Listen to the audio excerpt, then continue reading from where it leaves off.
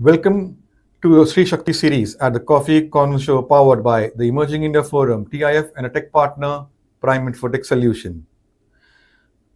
Theme is Smell, Sense, Scale, the Creative Trail.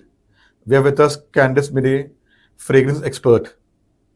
From shaping scent strategies for global skincare and hair care brands to pioneering AI-powered fragrance design and consumer insights, Candice blends creativity, intuition, and science with effortless grace. With past roles of Givaudan and a solid background in branding, she brings storytelling to life through aroma. Get ready to explore how scents influence consumer memory, identity, emotion, and the personal passions that fuel this creative powerhouse. So, friends, we are at AWFI's co-working space on a Saturday afternoon. It will be all about the fragrance, and we are doing a special episode also. Okay, how you select your fragrance and how it influences your decision making. So, welcome, Candice, to a special episode. Thank you. So let me explain you. There will be 3 rounds: professional, personal, and a surprise where you will be in the hot seat, like you're at Coffee at Karan, where you will be going through the rapid fire questions. So you have to be witty, fun, and quick. Okay. And as you're a fragrance expert, so this will help you to rework on your branding on LinkedIn. Okay. So niche marketing. So friends, I'm Lion Amir Virani, host at Coffee Conversation, legal tech evangelist at Prime Infotech Solution, author of 15 books. We help law firms, corporate legal, startup, SMEs with world-class technology, software licensing, and tech training solutions. So my first question, Candice, you have had an extraordinary journey across branding and fragrance design. How did this transition into the world of scent begin for you, and how has the journey been till date? Hello, everyone. It's nice to come on this show, first of all. My first time on camera. It's very interesting that it's by destiny because I actually wanted to pursue advertising. I was good into creative writing, into one-liners, witty copy, everything. And that excited me. After my graduation, I pursued advertising in Pune, my master's there, and then I worked in smaller agencies and then Saatchi and Saatchi, where I actually worked on many personal care, food brands, etc., with a lot of creativity and passion. And I was into client servicing, account management, where I was managing these clients into various ad campaigns and shoots. And then I was looking at something into the marketing front to understand the product and the client side of it. And then I happened to get a call from one of the fragrance houses who are looking for people into marketing, but also into something called sensory evaluation. And they just called me for an interview, and I was given a test there where I had to choose, pick the odd one out from the fragrances among the 3, like a triangle test, they so call it. Also about, arranging them in ascending order from the weakest till the strongest smell, and describing in your own words some products in blind. So I didn't know this part of me that, I had this great sense of smell. And when I gave the test, to my surprise, I actually aced it. And then they said that you're perfect for this evaluation role, which I'll explain further on. But it was more like, how in advertising, you take on the marketing briefs and then you turn into the creative briefs. Similarly, here you take the marketing briefs here for product development and turn them into creative and fragrance-led briefs to the perfumers to create signature scents for the respective brands. And that was my role here. And I was actually trained under very good perfumers in the industry and learned on the job a lot of things. A lot of things excited me because I was more at the communication front. And now it was more about understanding product development process, a lot of technicalities, a lot of fun. So I really loved the job and I actually learned a lot. And I think I worked on a lot of things like detailing and understanding briefs and trends and consumers. And these things are something that I really loved, which I carried on from advertising to fragrance. And that's how I landed here. And now I'm working in an MNC where I'm actually leading, personal care brands. And I am now briefing the fragrance suppliers on creating these signature scents for my brands. That's wonderful, Journey. Wow. So your branding and advertising experience has helped you in Apna. So, okay. And product development. That is also very interesting by two journeys, that product development and how it reaches the consumer. Yes. That's wonderful. Okay. So, Candice, fragrance can be deeply personal and cultural. How do you ensure your creations resonate with both global and local markets? So fragrances, actually, I want to tell you, is very subjective. It's very personal. You either like it or you don't, and there's no midway.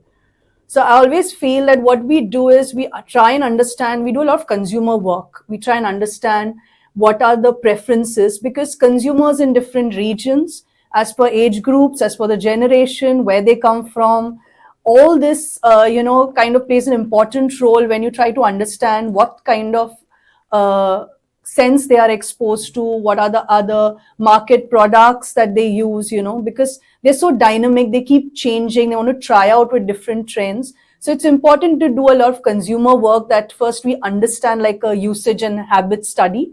And then we also take a lot of ongoing creations to them to actually see what they like, what they don't. Are they exposed to very loud scents, strong scents, or mild scents, because of a lot of cultural infusion, and also because of nostalgia. Here I want to really highlight is whatever you smelled in your childhood, or whatever you exposed to in your homes, those are the kinds of smells. For example, in south of India, sandalwood, jasmine, coconut, they're used in foods, they're used in perfumes and fragrances, etc. So, always that has been ingrained since childhood, and that's the smell you've grown up with. So these are the kind of learnings we do take. We also see different markets, how they are similar, how they are different. Can we borrow some kind of ideas to use as inspirations? So that way we see the geography fit, that's the market, the consumer fit, the target group, as well as with the brand. So it should resonate with your brand values, the core, what it is. If it's a beauty brand, it should cue feminine. It should be all about being nice, beautiful, glowing, radiant skin, all those kind of things. And we do work on these things where we associate attributes and emotions to fragrance. And we use a lot of kind of tools and research based on this to understand more in depth. Wow. So has it been a memorable case where your involvement in creating a particular fragrance has created an impact for the company? Of course, there are many instances where, we try and struggle to get the right kind of fragrance. And what I do is I always look at, if it's an established brand, we look at what were the kind of smells that was there earlier. So the nostalgia, what the brand stands for, has to be there. So when consumers smell something, they need to associate with it. If they can't associate, they kind of disconnect or they don't like it. But if they associate, they kind of build those emotions of what it smells like. They're not very articulate, but yes, they do come up with really good insights of what this could relate to. And that's the starting point that I usually use. And then there are a lot of things like technicalities, expertise, and experience across markets that you do. And what I do is I try and do my own research of understanding the brand, the consumer's market, what was done in the past, and then we build a hypothesis of, what kind of fragrances we could use with modern cues, with some novelty, with nostalgia, so that consumers show some likability or acceptance to the fragrance, but do not reject it. And that's how we build that emotions in them, to understand what kind of consumers they're exposed. For example, if there is a consumer who is using a talcum powder, which is floral, who's also have the detergent powder, which is also floral. So we try and decode the florals. Is it rose? Is it jasmine? And where all in the products they're exposed, their product basket has. And then see, okay, are they likable to them? Do they talk positive about them? And that's how we create that mood board of, look, these are the fragrances that have positive affirmations. These are the ones that show some kind of likability. Let's build on it to see, versus some trends which fine fragrance shows, like, if it's jasmine, do they like the sweeter ones? Do they like the fruitier? Do they like the fresher ones? The petally jasmine? That's how we kind of decode and we work and infuse them into our creations. So I'm diving deep in conversation. Like for age, I'll go age group wise. Yes. And for children, ye, do they have a say in selecting their perfumes or talcum powder, or are they now, because this is the age of digital medium, so many Yes. ads they see, and they what do you say, uh, so much content is being Yeah. showcased through reels and everything. So how do you cater to this segment of a, what do you say, children and teens? So with children and teens, because they have so much of exposure, they're dynamic. I mean, we were at that age, it was always our mothers driving purchase decisions. But today, because of social media, influencers, there's a lot more exposure to try out new brands. You know, startups have come up with new brands. And yes, they do have a say because they also discuss this, in their school and college. Like what are they using? What are the new things that they are seeing, especially on TV or their mobiles, etc. So I think that has played an important role of decision making, but also personalization. Whatever they choose as a fragrance or a scent, it's about status. It's about self expression. It's about the identity and persona that reflects. And they keep trying these new things to see if they found a comfort scent or if they want to try new or go back to the same. So that's the way they keep trying new products. And if you see, the deodorant or the body spray market is similar like that. You know, they have to keep evolve and change fragrances to suit the consumer needs. Wow. So that was the teen. Now let's go to the next age group, uh, like for our parents, and Yeah. then our grandparents. How does their decision making come in the picture, and how do you all address their requirements? So with grandparents, it's always about playing on familiarity, what they have used before. They do not accept something very radical new, but because they go with very iconic, established, safe brands, we know what really means comforting. Because when you're at that age as a grandparent, you need something soothing, calming, comforting, something where you find solace.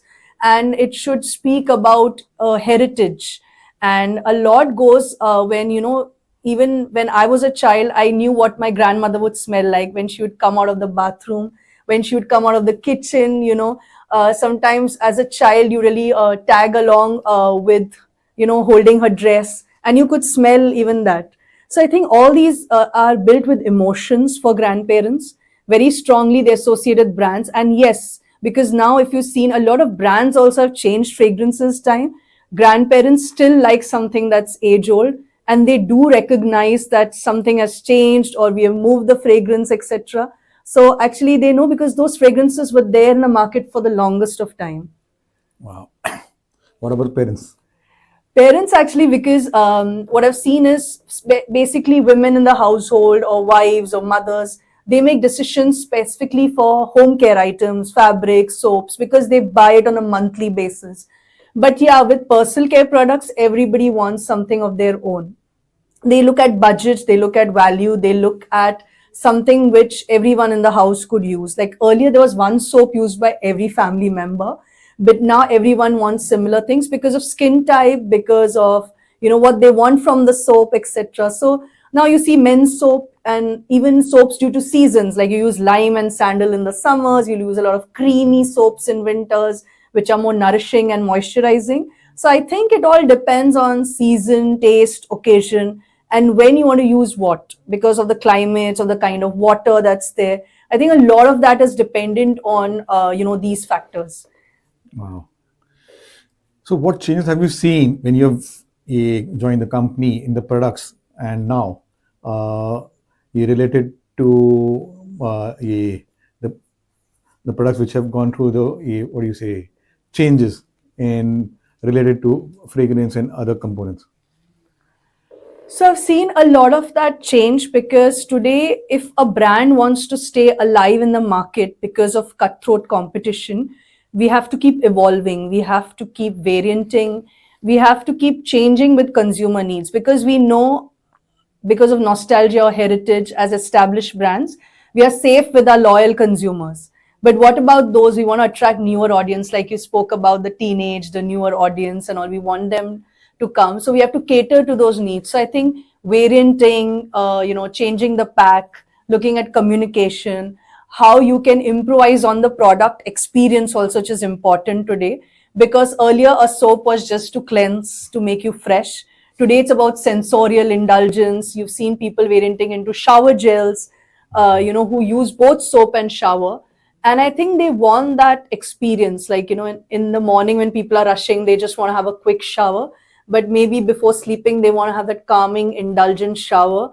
So I think ingredients, colors, type of formats play an important role here, because people are looking for a better bathing experience than just, cleaning. Wow. So for a corporate professionals, like there are image consultants who suggest some clothes for them to wear. So are there anything for corporate professionals or leaders? Okay, they should go for this kind of perfumes when they go for meetings or for their conferences, for presentations, speaker sessions, to create that what do you say, aura among them, by when they are walking in that conference room, and that smell creates by Karan Jora Entered, like that. Yeah. So I think with a lot of advertisements where they show that you can smell the fragrance from afar and it's perfumed, in reality, I don't think, because when we meet consumers, they want to be appreciated, they want to be gratified by what they use, like complimented, but it should not be too overpowering where it is, disturbing to people around.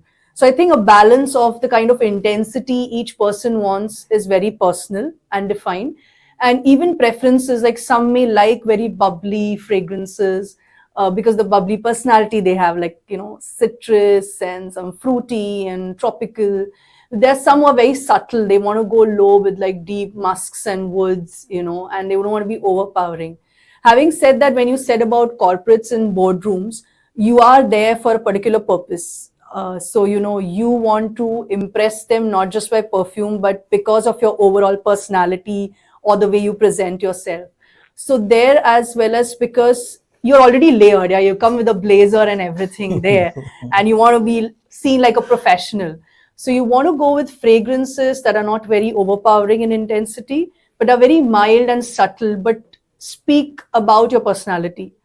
So it should not be something very too fruity, very too sweet, or something like that, very cloying, that, it's not too good. And obviously when you go for these meetings, it should not be that they are put down by, the fragrance intensity that you're wearing. Mm-hmm. I understood. But like how apna clothes make an important role. Yeah. So subtle fragrance should also play an important role to create that impact. Yes. Okay. Well, that will cover more in the special episode part. Okay.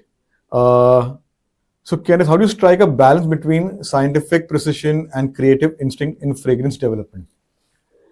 So fragrance is a science. We know it's all about technicality, it's chemistry, but it's also an art, because there's a lot of memory, there's a lot of story associated from where it has come. If you read about fragrances even online, it's all about heritage, right? People traveled across, how the trade of spices happened. Egyptians and Mesopotamia, where fragrances really started with, as a balm, mostly for smelling good. They were traveling, they couldn't bathe for days, and they used to use fragrance as an option. It was also used as burials. If you've seen mummies in Egypt, or, even in certain traditions where they put them in the tomb, and frankincense and myrrh and all were used. And a lot of them were used for spiritual worship, for temple offerings, etc. So I think fragrance has played an important role in history, in culture, in heritage, in tradition. And today it has evolved more as a personality-driven fashion or statement, and ways and means of self-expression of who you are. So I think it's come a long way, as in, if you heard about oud is trending a lot in the Middle East, but now, every fragrance company has one oud variant. So what they're doing is they're trying to increase the consumer base and liking for that fragrance. So it's very important that you have your loyal consumers, but you also have other people who get attracted to your brand, and there's something you have to offer them so that you don't lose out on that. Wow. So, Candice, sustainability is a growing concern. How are fragrance innovations aligning with eco-conscious consumer trends? So today, I think it's all about when you see in foods, gluten-free and vegan, it's more like a trend rather than understanding. And people, as they're being very conscious, they want to be like more on the health and hygiene platforms. So whatever you're consuming as food or whatever you're using on your skin, they want to be free from chemicals, because I think today a lot of people are born in the new generation. Like we used to all kinds of things, I could eat street food, everything, but today people are like lactose tolerant, and they want something which is a hygiene, devoid of nuts, etc., even in their food. So with that, they want, a lot of people have sensitive skin, so they want to go like less fragrance, they go to dermats, they don't want something very overpowering or chemical. And a lot of restrictions have come globally, where if you use a certain amount of that particular material, you have to restrict the limits, or they are banned because of cancerous things that happen on excessive usage. So that's why these things are there. However, it is also good because we need to be environmentally conscious, that we should have ethical sourcing. One, we do not cut down trees, but obviously grow and rely more on natural and botanical extracts, or make similar archetypes in the lab. It's also about eco-friendly packaging, because we see plastics are a big thing today and people don't know how to dispose them of in a right way.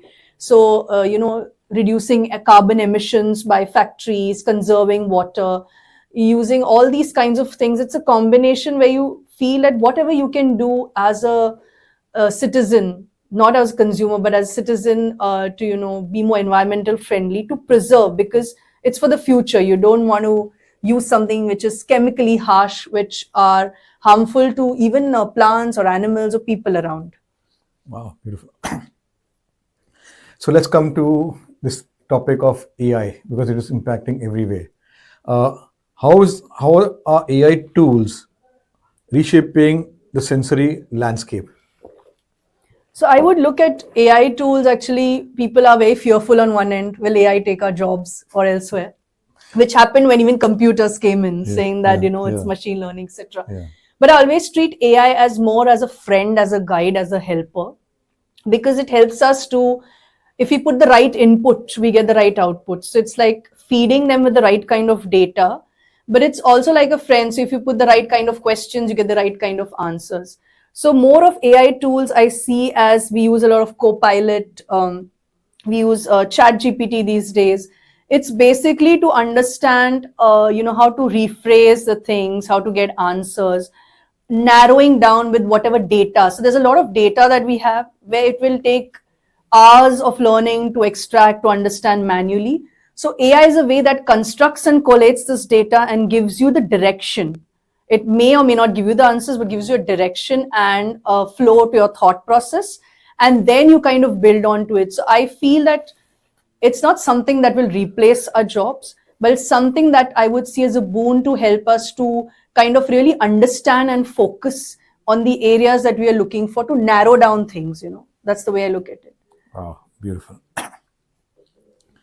So since you're coming from the advertising marketing brand, what advice would you give to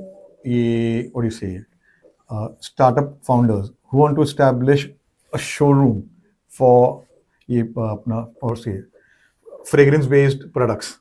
So how would they set up their window display to the furniture, everything, and so on? Okay, when a consumer enters that place, he gets that experience, goes through the process of experience, and ultimately there is buying happens. Yeah, so I think indulging them, was today when I walk into malls or even a few stores, I think it's just cluttered with too much fragrance spraying around. Yes. I think that's the thing everywhere. So I think because of a lot of clutter, a lot of people telling you that this brand is good, this product is good, or this fragrance. I think consumers should be let loose to experience themselves. I would take it more as a showroom of furniture, but about taking them or transporting them. See, if you have worn this fragrance, it takes you to a different set. I think neuroscience has come far through, understanding emotions, etc. So sometimes even fragrances are chosen because of the occasion, Yes, yes. whether you're a morning person, evening, going for a party, or to work, or even based on season and emotion. So it's not that a person uses the same fragrances across every time. Like first I had that, and then I saw my wardrobe like increasing based on the need based occasion. And a lot of do it yourself products are there. They give you the, they divide the kind of notes that are there, and they give you to spray, and you can make combinations and do. So I think giving them that area, it's like how you give a kid crayons and say, okay, just color. Give them that creative freedom to actually make their own perfume, to decide when they want to wear and when. And how does it reflect in terms like getting the feedback, etc. These are the things where you try and understand, rather than giving them something saying this is the best, but not necessarily that may suit me. Has anyone done this kind of, what are you saying, a campaign? Nobody has done a campaign, but there are a lot of online, startups and companies who do this. They do a lot of workshops and sessions these days with consumers to do that, so that they can choose the right kind of fragrance for themselves. So it's basically immersing them in an activity which is more fun, but at the end of the day, there's some takeaway. Like I'm coming to your personal section Yeah. also. Okay, by your certified beer server and wine taster. I've been to a couple of events like for wine tasting. Yeah. Can something be, if suppose you're given a chance at a company to devise an experiential what do you say, for selecting a fragrance, how would you go about it? So about selecting a fragrance, I would keep the ingredients on the desk in blind as is, because I think as from where we come from, it's always a mixture, right? We want a masala chai, we want biryanis and gravies, but our senses are not really trained in terms of touch, feel, and texture or smell of the actual ingredient, and we fail to realize except the ingredients that we commonly use or are exposed to. So it's important first to get that touch point with the raw ingredients first with the consumer, so that they're excited to know. Because sometimes you don't know, if you're selling them things like aloe or avocado, sometimes it may not have smell, or at what touch point the smell comes. Can you really crush the leaf and smell it? Do you have to extract some oil and then you smell it? So these are the things consumers aren't aware, and they just feel that the ingredient has goodness and they use it. So it's important to educate and make them aware. However, things like where you said about more so with wine than with other spirits, because wine I could really associate because I was doing fragrance, and pursuing something in wine was like understanding the aromas and notes. It's similarly like fragrance. So I could relate with it, and a lot could be done with that, because wine, perfume are all thought of sophistication and luxury, which is a perception. But today, if people want to make that decision of buying their own fragrance or wine or gifting it to someone, they don't know what to do and where to go. And that's why they need to help to understand their sense of smell and palate better. So it's important to understand what, like I said, what kind of products they use or they're exposed to, and then give them that, I feel, a direction to choose, I would say, that this is what you could do with these wines or fragrances, and then help them to buy that. A lot of things today do online where they have a fragrance or a flavor wheel where people can select based on your personality, emotions, and it also showcases the kind of brands that you can choose based on the budget or availability, etc. So it's very interesting that a lot of them are coming up with those kind of ideas. But in online, you can't sense. You can't sense, yes, Because but suppose I just you want to have explain smelled on the with ad. certain questions. Like I've been at what do you say, Volkswagen authorized dealer Yeah. at Prabhadevi organized, what do you say, a workshop of selecting your coffee brews, and there was different types of machine and everything. So Yeah. they took them to a different experience, and now what is they can buy? They're promoting the Volkswagen products. they have now whatever the audience has come in, Yeah, they are now involved of different activities they are planning. correct. So good fortune ke by my friend he shared this about this event, and I went over there. So a showroom did that Yes. experiential thing of now we are at the coffee corner show. So I went. There were so many different types of coffee brews, Yeah. machines have come in, because now what do you say? Uh, Coffee has become a major industry. There are Yes. different career opportunities. The courses are there. Yes. So it was very beautiful to see कि so many machines have come in, blends banana, ye karna, wo, and all those things. So, so all those viewers out there, you can devise your campaigns, everything, but do it in physical format where Yeah. you get the because you Experience. Yeah, experience yeah. and you are engaging the audience later on. True. Okay. So, Candice, my last two questions. Who has influenced you or has been a mentor from the world of fragrance? From fragrance, actually the one who had selected me for the role, uh, I would really want to take her name on the show, Sushma Jayachandran, actually, because it's very difficult for somebody to identify somebody not from the industry, have that faith, take them on board, train, and see that someone can really do well.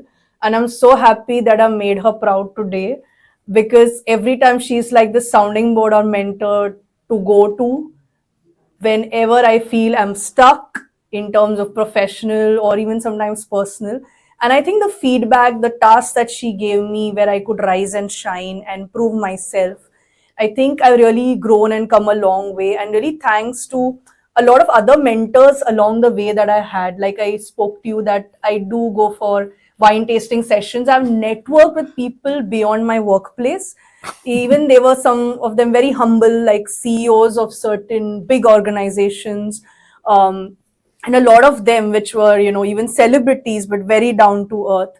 And they have been really, really helpful to me, wherever they've come, like some of my friends or become my friends down this journey. And they were really excited when I told them I was in the show, and they were very happy because I feel all of them have contributed in some way or the other, and Yes, I'm very yes, happy very true. about it. Very true. So yes, at Coffee Conversation we have got around 8 series. So this is Sri Shakti. There are lawyers. There is apna cybersec, then startup, student, working professional, panel discussion. A lot of excitements. So we look forward. See, we look out for speakers not only from India, from international also, where they have a story to tell. They have an inspiring journey where they've come from, and our tagline also see apna memory maker, change maker, and bring smiles for a lifetime. So you go into past, present, and future. We'll be going through. Okay. So my last question: what advice would you give to young professionals aspiring to enter fragrance and sensory field, and what skill sets are required? So I'll And I come to want to add the one more yeah. question. What career opportunities are there in this field? Because this is a niche Yeah. field, so that's why I'm adding one more layer. Yeah, yeah. So even I never knew something like this existed, like just a fragrance or a flavor industry. To be honest, a lot of people come from the science, chemistry background, and there are people from different walks of life. But if you want to be a perfumer or a flavorist, you need to have a strong chemistry background. People come from pharmacy, biotechnology, microbiology. There are certain specialized perfumery and flavor courses, cosmetics that people come from, basically into the role that I do. But there are also people who have a good, strong sense of smell and taste, and I think that develops with practice. And if you are from a different facet, like background, it really adds value, because like I come from advertising, marketing, or project management. It helps a lot when you go on to leadership roles and when you're managing and collaborating with teams, so you don't have just one technical way of looking at it, but you have other ways. So it's good to try doing these things, because there are courses, like I said, even though you have not thought of in your graduation or post graduation, there are a lot of courses that are there by the government, and there are specialized licensed global courses available online. where you can do these studies as part of business management or some specialized courses where they really train you. And it's important that people, because not everybody at that point of life knows what they want to do in life. They really understand, like, I want to do advertising and now I'm into this. So I think it's all about destiny also. And there is something that that you want to do, it manifests or comes in certain ways. The only advice I would say, keep your curiosity open, to learn new things, because that's what inspires me. Like, I look forward to things that are beyond just my work. Like, if you want to unwind, family, social, some interest or passion that you want to pursue, or anything else like traveling or something that you want to do in life, like your bucket list. I think keep that inspiration going, that curiosity, and keep experimenting, because I believe there's one life, so you want to do what you can. So just explore. There are no boundaries, there are no barriers. I think there's no age as well. So just keep on doing that. I think you will find what you really like, and then you will know, okay, this is what I want to do in life. So I think that's the best thing to, do. Wow. What about career opportunities in this field? Career opportunities, yes. Like I said, you can become a perfumer, flavorist if you have a strong chemistry background. There are schools that train you.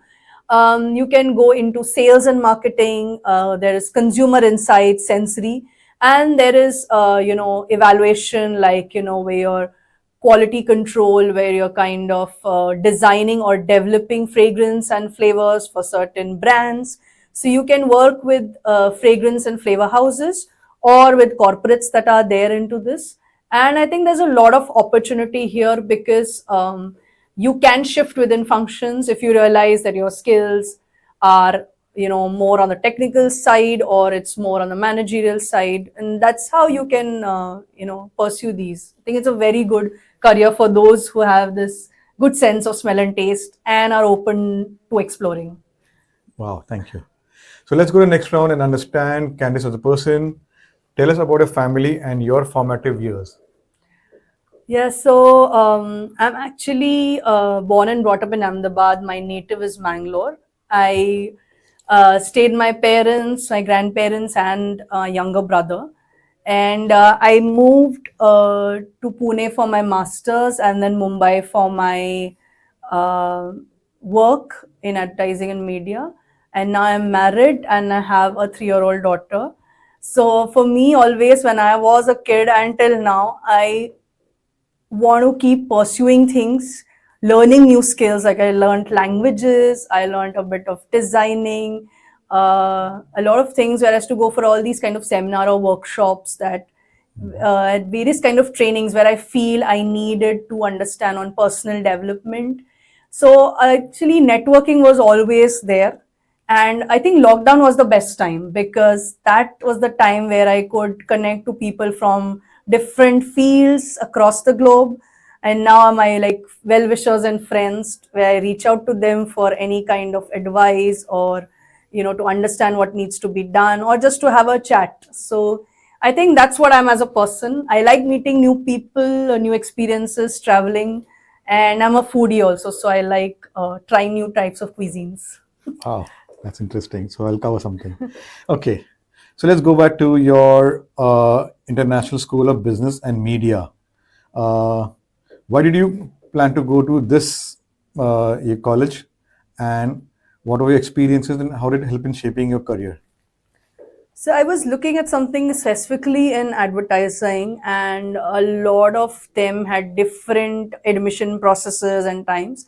So I came to this college because one of my friends had done journalism from here, and therefore I said, let me try out, because it offered a 2-year program. Here I met actually because it was first time out of home, out of comfort zone. So I learned to live independently on my own. Running a house, actually living on rent. Also academically, it was more of, a lot of live projects. There were very good professors and faculty that I had exposed to. Even I'm in touch with them now. They are like real teachers or mentors who really shaped, what I am today. And a lot of good friends I made, which are there today as well, who are in different parts of the country. But I think moving out of comfort zone has helped me learn a lot, the person I am today. And that's why for me, stagnancy is something that I feel if I don't grow or don't, something is wrong. So I need to challenge myself and move on to learn new things and to see where I can use my skills and where I can improvise. So I think it has helped me a lot. Wow. So, Candice, what's that hobby or ritual that helps you to unwind or recharge? There are many actually, because like I said, I don't stick to one. So actually, the weekends I look forward. So like Amir, you rightly said, I do these a lot of not only wine, but there's cheese, chocolate, spirits, everything. I've done all those tasting and courses because process, history, some kind of inspirations to my work as well. It helps a lot meeting new people. But I also sometimes like to be at home, watch a movie that I like, some documentaries or something on culture or fashion or food or even nice dramas or action movies. And I like to spend time more with my daughter in these formative years. And sometimes I read books or even I write poetry. So I really like poetry. I published a book of 21 poems 2 years back. It was like a challenge, and I just like to write on the experiences I have, like very simple, not really flowery, but yeah. So these things help me to unwind actually. Wow, beautiful. Okay. So, is there a book or movie which has left a lasting impact on you? There are many, but I recently liked Toscana. It was on Netflix.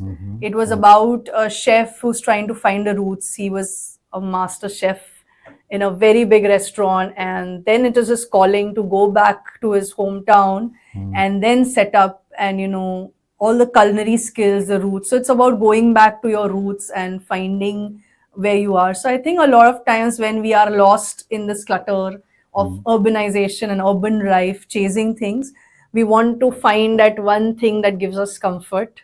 And it's about finding your roots. So I think that was one thing that I really loved. There are many movies as such, but yeah, one of them was this. Wow. Suppose you had 1 week away from no work and no fragrance smelling and your routine work. What would you do and why? I would like to explore something. So I like beaches a lot. So I like to explore beaches. A lot of water activities. So recently I did zip lining, I did paragliding. So I like to overcome a lot of fears that I have, where I've never been into deep waters or into the high skies. But I like to do those things once in a lifetime to experience that joy. So yes, I would like to be on a beach and learn to live a simple life, because all the time we are glued to our phones or screens and we have everything at our beck and call, order from Blinkit, etc. And there you have to look for. So I think starting from scratch, some treasure hunt, something where you're living like a very ordinary person, I think that's nice. And because beach and water is very refreshing for me, I like the climate, I like the sound of the waves, and that's very comforting. Wow. So, as initial conversation, we talked about your beer and wine tasting. Yeah. So, we are out there. She's a certified beer server and wine taster. So, how does one become this, and what got you into wine tasting, and how has the journey been? So lockdown was the time when I actually was thinking what to do, because when I'm in office, I used to discuss things, do new things, like have a lot of sessions, smell new products. And I was like, I'm at home, what do I do? And I just started researching if there are anything with sensory courses or palettes, and a lot of them used to send tasting kits at home and do online sessions. I started doing, and then I found it very interesting because it's all about smell, taste, and memory, etc. And I started doing the sessions, and it went on a roll. Like I wanted to do those courses not just to attain certifications, but it was important for me to learn and understand the science behind it, how it is related. And I use a lot of inspirations. For example, we were working on some lime freshness soaps, and because I did this thing on cocktails and spirits, and to understand what kind of freshness do people want, and I met little mixologists and bartenders for that and tried to understand what kind of concoctions and how do they work with those ingredients, every time something new, and it's like whatever experimentation they do, whether the customers would like it or no, and then that inspired me to develop some new renditions with lime, just not lime freshness but beyond that. So I think these type of things really help me to open my mind to creative briefs that come in, and yeah, it really sparks on new things, because you never know, these kind of inspirations can make big impact also. Wow. So, Candice, if your friends had to describe you in 3 words, what would it be? So they call me wacky because of my one-liners. Curiosity, yes, I'm very curious, and I think they call me independent as well, because they know that I independently take decisions and I want to do things on my own. So yeah. Wow. So, my last 3 questions are on reflective. What are your plans for 2025, personally and professionally? I'll come to personal one because I have this little daughter, so it's like maximum spending time with her. I take her around because I also learn and enjoy a lot of new things at these play areas or outdoors. So I think best is to spend time with her, me and my husband, to bond really well with her and expose her to things like, which also opens up her minds to these things. And I enjoy that a lot. Professional is because on a little slowdown because of my daughter. I'm not like trying to be too ambitious or pursue a lot of things, but I want to keep my creative instincts going by, pursuing the things I like to do. Like I said, poetry, going for movies, socializing, going out, because that keeps me going. I cannot be tied under 4 walls of my home or the workplace. But yes, going out, doing something new, engaging, absorbing something which you've never done. I think that I want to keep doing it. Beautiful. As your episode is Sri Shakti series at the Coffee Corner show, what does Sri Shakti mean to you? Sri Shakti is really actually a very heavy word because Shakti is all about power and energy. And we know all the Indian goddesses are, standing for some kind of power or energy. Having said that today with a lot of women at workplace, with independence and freedom and pursuing, even companies have created the whole thing of diversity. But I just want to say one thing. For me, it's not about being a woman or a man or where you come from. It is what you usually stand for. And for me, since in my family, there was no differentiation between a boy and girl.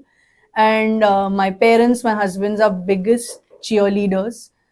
They've supported me throughout, given me that creative freedom to pursue, because they say if it makes you happy, we are happy.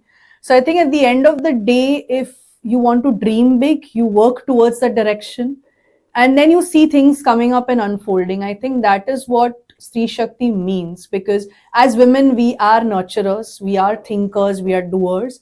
We also work towards and manifest a lot of things that come our way. So I think we are good planners also as well, because a lot of people feel that, oh, it's a great thing by managing work and home, but it's not great. I just feel that we are humans, we are not superhumans, we are doing our bit. And as women, I feel that every bit is like you have to pursue. So I'm into a field which is also fragrance and flavors, which is all about emotions, memories and feelings, and personally women also stand for that. So I like to draw this synergy, saying that you can be in any kind of business, but if you want to sell something, there has to be consumers, emotion, people, everything at the heart of it. And that's where you feel more satisfactory, that you've kind of achieved something more than anything. Wow. So my last one is a googly one. Describe Candice in one word. One word, I carved this one word, when I was like working on, it's called sentimentalist, but it's SCNTI, because sense and fragrance, and mentalist because of thinking. So thinking, sense and emotion, they go together, both in my personal and professional life. So that's one word that describes me. Yeah. I saw that on your LinkedIn profile. So that was one of the reasons you got selected to be featured, because that created, and what do you say, interest. Okay, who is Candice? and let's get her. Thank Okay. you. So let's put you in the hot seat, the rapid fire round. Your go-to comfort food, Go to comfort food, khichdi. your favorite color, Green. scented candle or fresh flowers, Fresh flowers. Mumbai monsoons or coastal sunshine, Coastal sunshine. one fragrance note you can't live without, Florals. most overrated fragrance trend, Oud.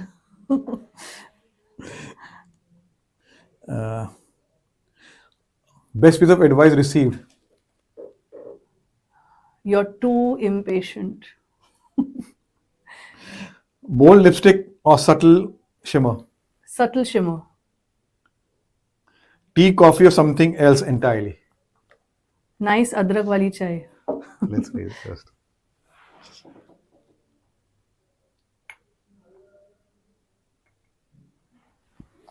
So you did well. Thank and you so here's much. your book. Oh, thank you.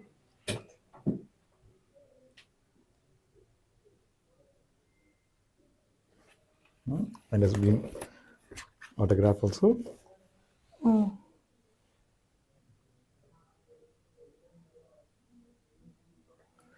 So friends, it was a lovely conversation having with Candice over a Saturday afternoon, understanding her calling, her various interests. As she said, Kebai, it's one life. You need to explore, do things of your interest. And so all those professionals out there, as she did into marketing, and then now she's into fragrance. So follow your calling. So I would invite all those Gen Z and other professionals out there, and all the startups who want to venture into fragrance, scents, and perfumery. Watch the episode. You get a lot of insights, and there will be many coffee speakers who have followed their calling. Like there have been engineers, biotechnologists who have ventured and become patent office into patents and have joined big law firms. So there are, like the psychologist also there.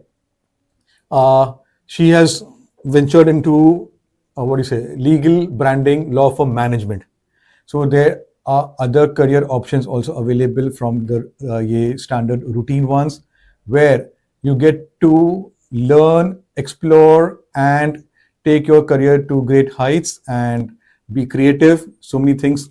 If you watch the episode, there are so many creative things also she is doing, and she is a poet also, and a certified wine taster. So, like that, there are 500 plus coffee speakers who have shared their personal journeys, professional journeys, insights, stories. Subscribe, get inspired, and if you want to be featured like Candice, visit our website or LinkedIn company page, the Emerging India Forum, or connect with one of coffee speakers who put in a word, and to invite you to have coffee conversation either on Zoom, where we have gone international, or wherever you're in India or you're feeling Bombay based, Mumbai. So there are limited options. They're only for special coffee speakers who get the opportunity for in-persons, where we have gone to corporate offices and done coffee conversation. And for all the viewers out there, this is 5 years which are completed, and in July we'll be completing crossing 600 speakers who have been featured. This is a social initiative, and we are continuing this journey to cover all speakers out there who have got the stories and have gone from A to Z.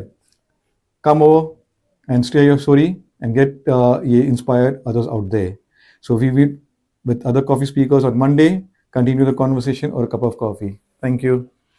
Thank you.